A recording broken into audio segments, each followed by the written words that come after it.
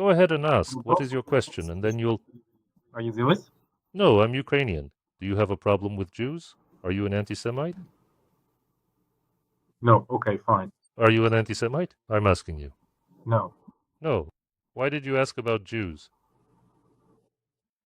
Because it's a joke, in case you didn't know. Ah, you're always joking. I see. Please warn me when you're joking, because sometimes I don't get your jokes. Did you have a question? I'm carefully listening, though it wasn't marked for us. I'll ask you a question and answer it myself right away. Wonderful. Why? Well, first off, the question is, why was it that the monument in Kiev was torn down? The Pushkin monument, that's the first thing. And second, I'm explaining. What? What is your weight? 89? 89, I'm just short. 89 kilograms. Great. Thank you. I'll explain why the Pushkin monument was torn down. Had it not been for the large-scale actions initiated by the Russian Federation, commencing in February of last year, no one would have interfered with Pushkin or other significant figures of Russian culture. However, considering that your country, which declared itself the legal successor to the Russian Empire, even though it has no relation to it whatsoever, and also to the Soviet Union, to which it does bear some connection, launched a large-scale invasion into the territory of Ukraine. All of these markers, and by markers I'm referring to monuments, public squares, street names, and similar things that are connected to the modern Russian Federation, the Soviet Union, the Russian Empire, and even the Muscovite Tsardom and the Muscovite Principality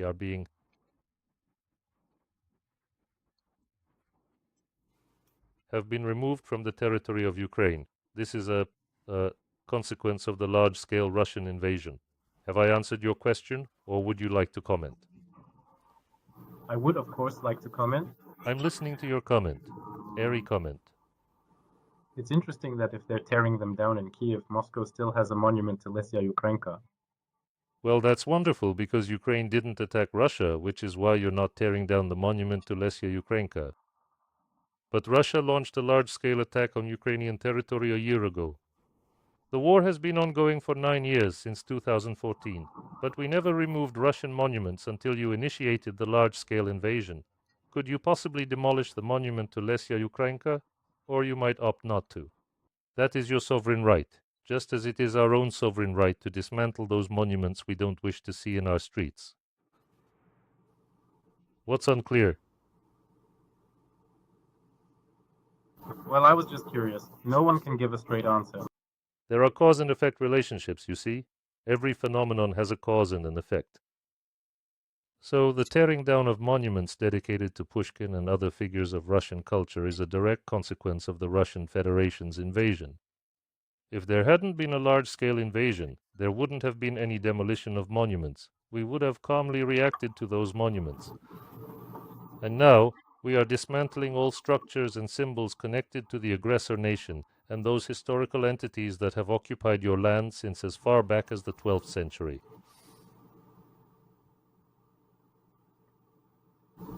Can I ask you a question? Yes, of course. In your personal opinion, what prompted the Russian Federation's invasion of Ukraine, not in 2022, but specifically back in 2014? Do you have any personal thoughts or reflections on this particular issue?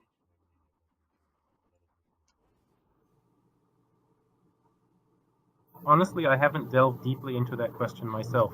So the cause and effect relationships are beyond you. So you're interested in why monuments are being torn down, but not why your country started a war. I can't say. The only reason, of course, that all of this. I'm asking for your specific individual opinion on this matter. What your society and its propaganda are saying is quite well known to me. I've met a stranger here and I'm asking for his personal view on the problem, whether he has one or not.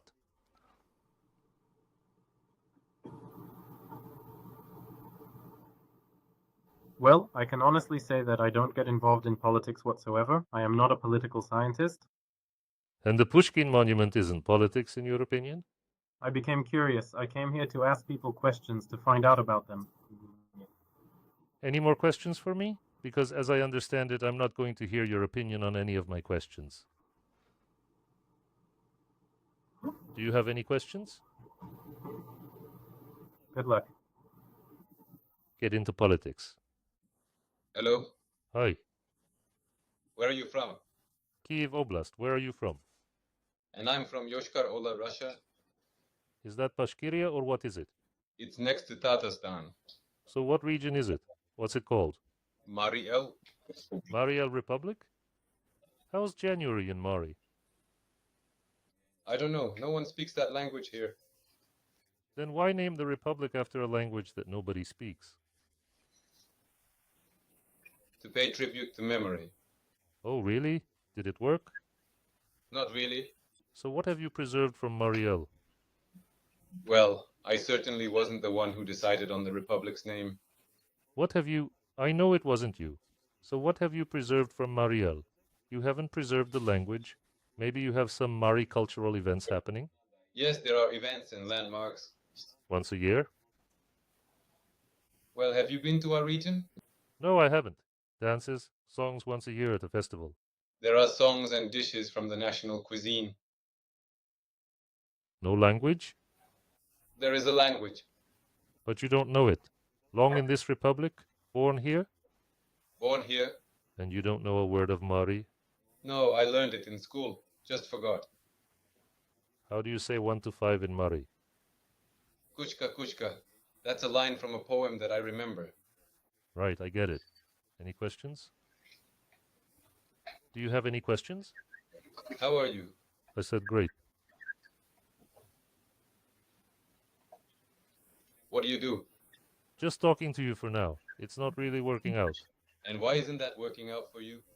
I don't know. I don't like people who live in national republics and don't know the language of those national republics. So, is it my fault just for being born or what? It's not that you're at fault. You're at fault for not learning the language of the people you live among. But I'm not one of those people. I'm Russian. Speaking one's own language in a foreign territory is something only a scoundrel or an invader does. So are you a scoundrel in this territory or an invader? How do you define yourself? Karl Marx said that. Do you know that philosopher? I do. I asked you, do you consider yourself a scoundrel or an invader in Mariel? A scoundrel? I am a decent person. Who told you that? You don't even know the word for hello in the language. On the territory where you reside. That demonstrates a lack of respect, truly. You have over 100 small ethnic groups, languages disappearing, peoples disappearing. How do you feel about that? I feel bad about it, but Why haven't you learned the language of the republic where you live? first of all, because it's difficult. Because I'm telling you.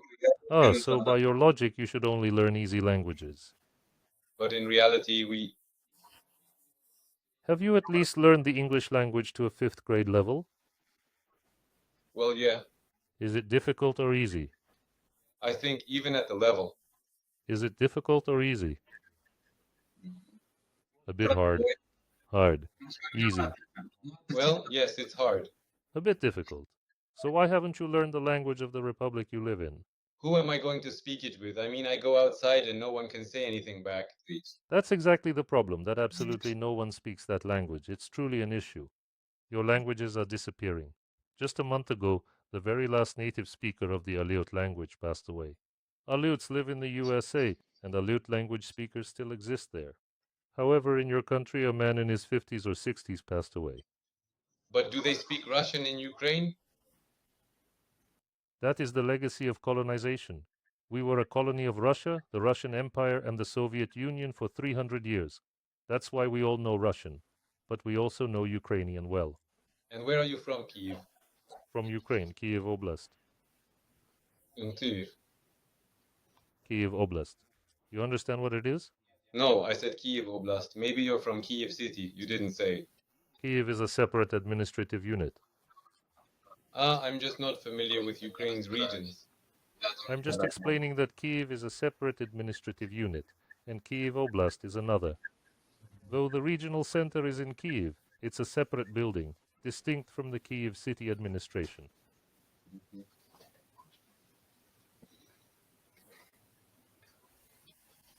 Are you 18 yet?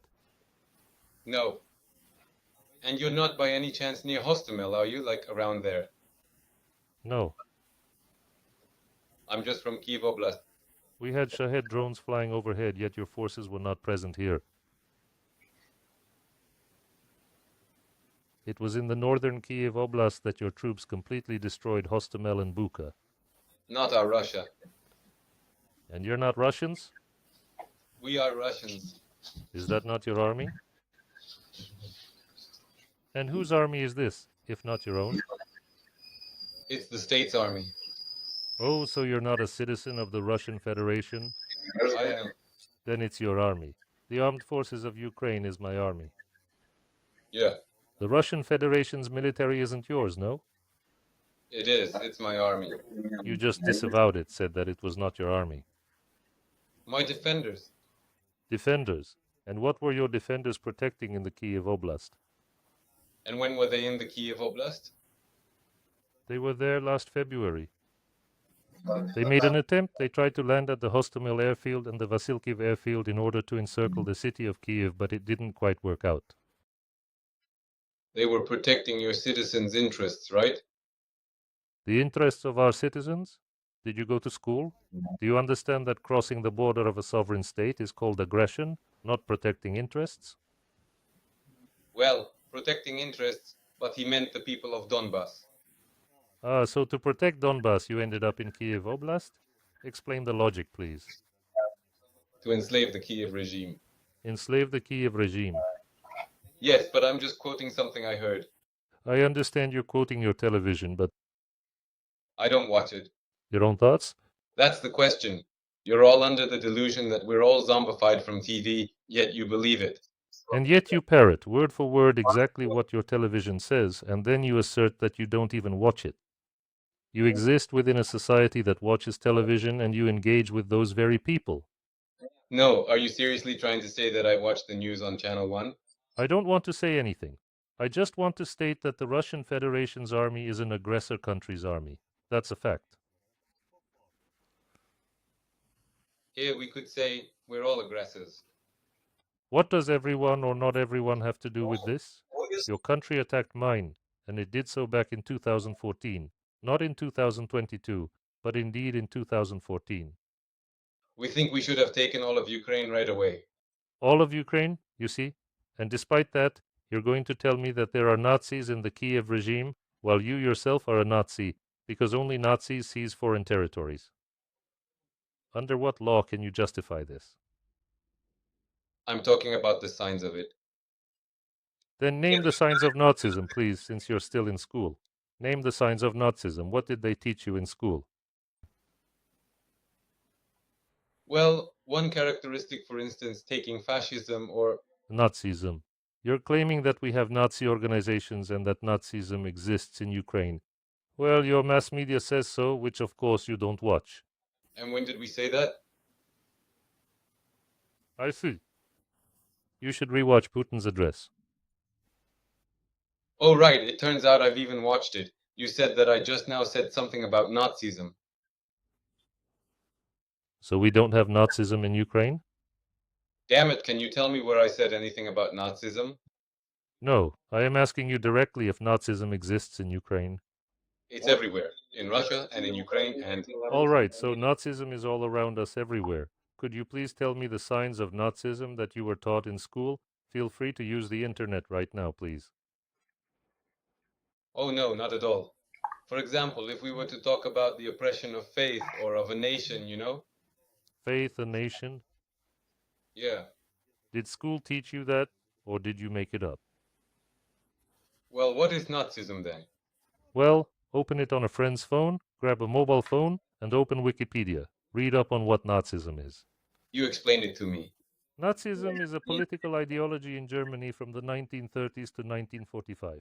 A component of Nazism is anti-Semitism. Do you know what anti-Semitism is? Yo. I see. Anti-communism. Well, against communism. Against communism. Not all anti-communists are Nazis. One can be anti-communist and not a Nazi. Well, If you are a Nazi, you are certainly anti-communist, anti-Semitic, and against Jews. It involves the seizure of foreign territories. So Russia is indeed seizing foreign territories, quite unlike Ukraine. That's one of the signs. If not preempted, Russia would have taken. Ah, that's right. They were saying the exact same thing back then at the Nuremberg trials. The Nazi elite, they stated, had we not attacked the Soviet Union in June of 1941, the Soviet Union would have invaded us. Look it up. Search for Schellenberg's note online. He was Nazi Germany's ambassador to the Soviet Union, justifying their actions by claiming, if we hadn't attacked, the Soviet Union would have attacked us. The Nazis said the same thing. They were hanged for it. One fool said that and your whole country believes it. What? What idiot? What did he say? I'm saying that if some idiot... You're denying the results of the Nuremberg trials. You don't even know what that is.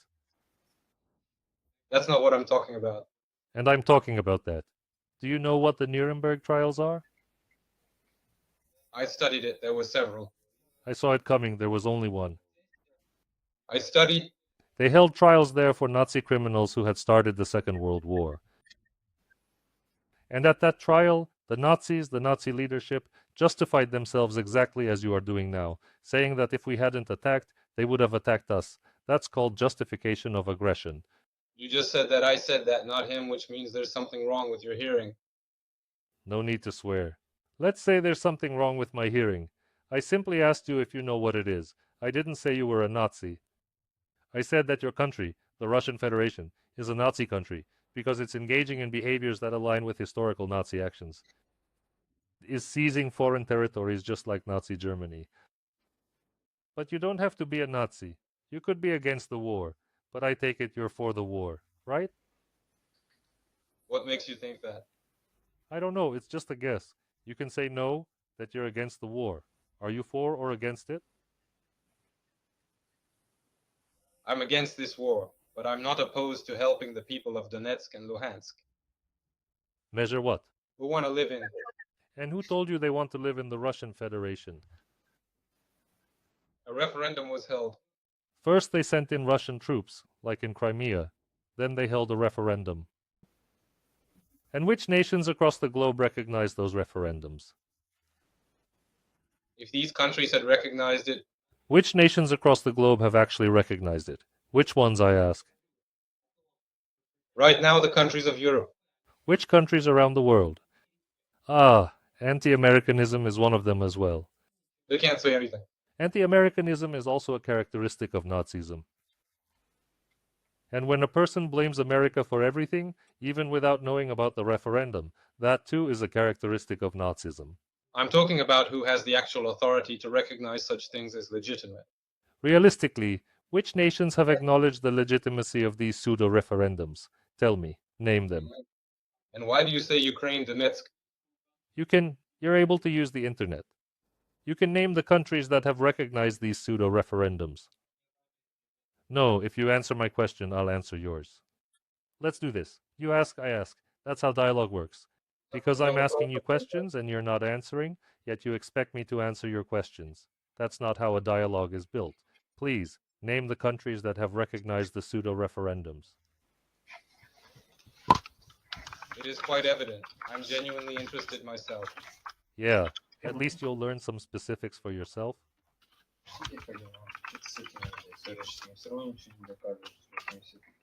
No need to prove it. You can find any proof on the internet. Instead of making baseless anti-American claims. What do you want to know? I want you to look up on the internet which countries recognize the pseudo-referendums in the Luhansk, Donetsk, and Zaporizhia regions, and Kherson regions, along with Crimea. Which nations recognize them? Okay, I'll look it all up right now. Then what? I'm just really curious to see if you would actually look into it and know some facts. Which countries? Your friend found them.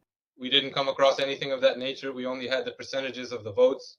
No, just write which countries recognize the referendums in the Donetsk, Luhansk, and Kherson regions and in the Autonomous Republic of Crimea.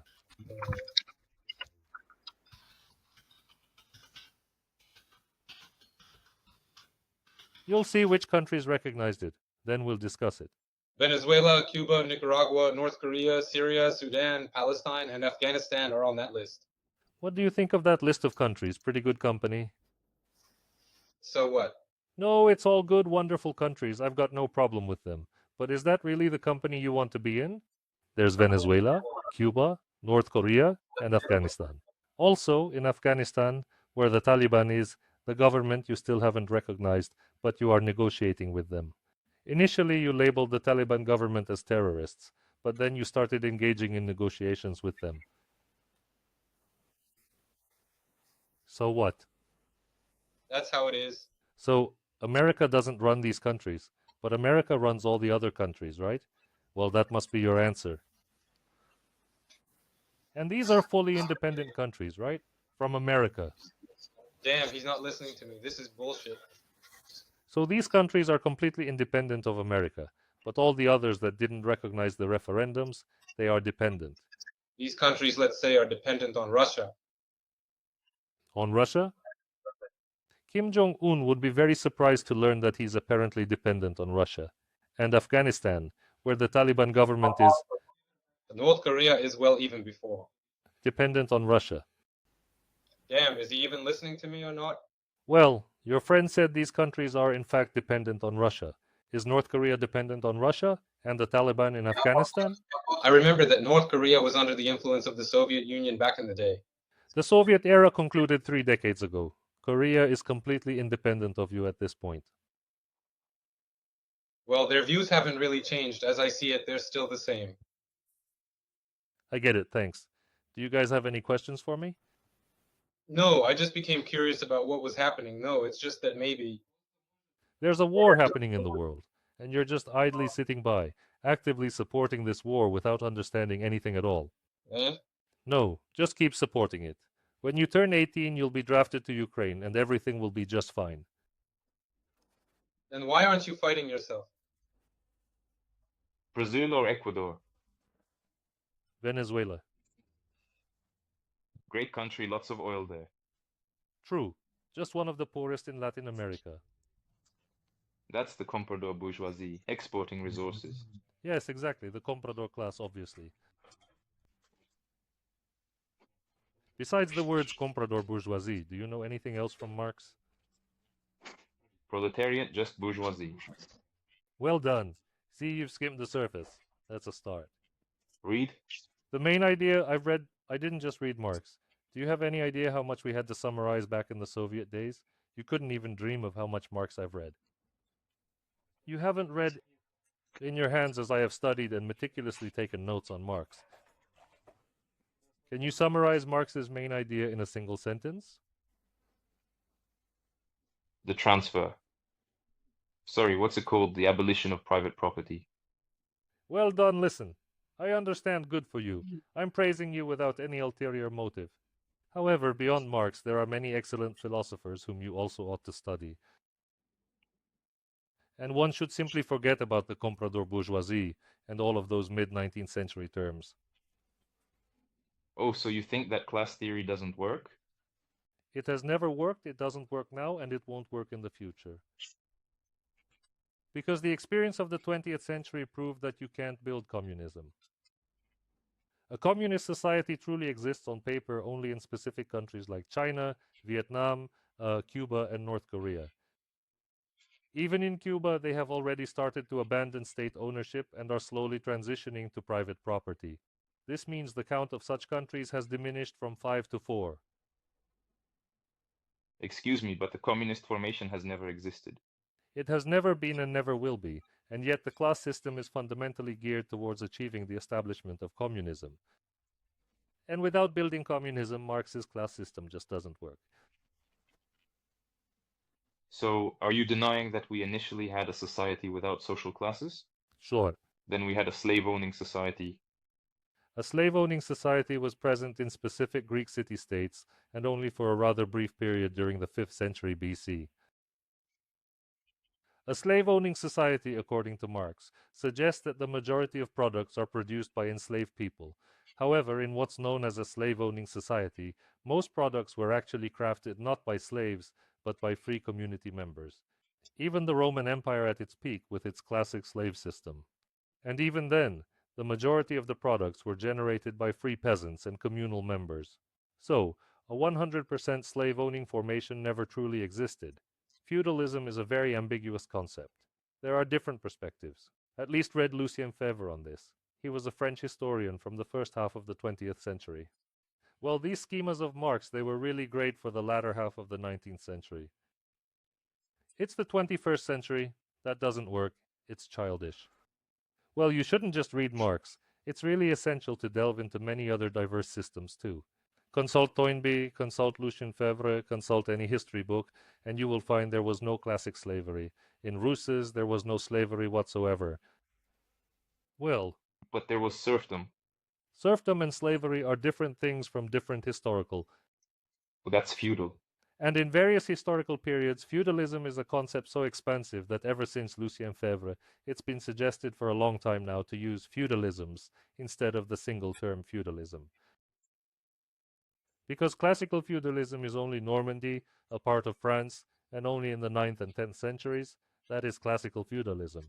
Everything else you label as feudalism is merely an attempt to fit a square peg into a round hole. It's commendable that you've studied Marx.